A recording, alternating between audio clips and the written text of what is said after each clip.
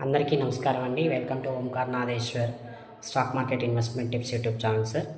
ఈ ఛానల్ని కొత్తగా చూస్తున్నటువంటి వాళ్ళు ఎవరైనా ఉన్నట్లయితే దయచేసి లైక్, షేర్, కామెంట్, సబ్స్క్రైబ్ చేయడం అసలు మర్చిపోవద్దు. సో ఈరోజు సబ్జెక్ట్ ఏంటంటే మామూలే.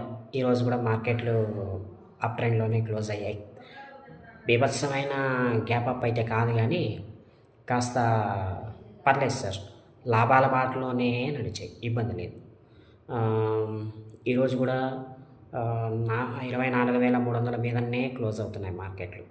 సో ఈరోజు హై చూసుకున్నట్లయితే 24,470 నిఫ్టీ. అదేవిధంగా లో చూసుకున్నట్లయితే 24,320. ఇంచుమించుగా ఒక 150 పాయింట్ల గ్యాప్ అప్లోనే మార్కెట్ అనేది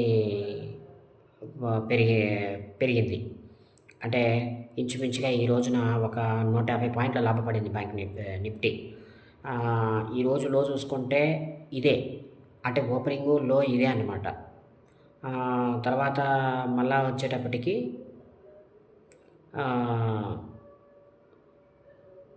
అక్కడ నుండి మెల్లమెల్లగా పెరిగినా కూడా లాభాలు సస్టైన్ చేసుకోలేకపోయింది.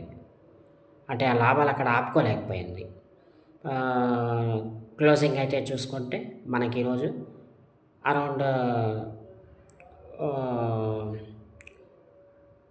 24,357 ఇక్కడ మార్కెట్ అనేది క్లోజ్ అయిపోవడం జరిగింది ఈరోజు. సో బ్యాంక్ నిఫ్టీ కూడా సింపుల్ వేలో చెప్తాను నేను. హై చూసుకుంటే 25,990,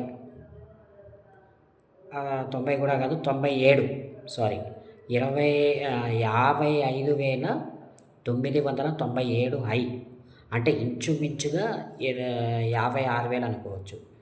సో అక్కడ నుండి ఒక 200 పాయింట్ల కిందకే పడింది. అటు ఇటు కింద పడినా చివరిగా ఒక్క పెద్ద మూమెంట్ అది లేకుండా ఒక 100 పాయింట్ల గ్యాప్ డౌన్తో క్లోజ్ అయింది మార్కెట్ అనేది. సో ఇక్కడ ఏంటి, నెక్స్ట్ రాబోయే లెగ్ ఆఫ్ ర్యాలీలో బ్యాంక్ నిఫ్టీ అనేది యాక్టివ్గా ఉండే అవకాశం ఉంది. సో అరౌండ్ నిఫ్టీ అయితే రెసిస్టెన్స్ జోన్కి చేరుకుంటోంది మెల్లమెల్లగా. ఏమని, ఎక్కడ 24,500 దగ్గర నుండి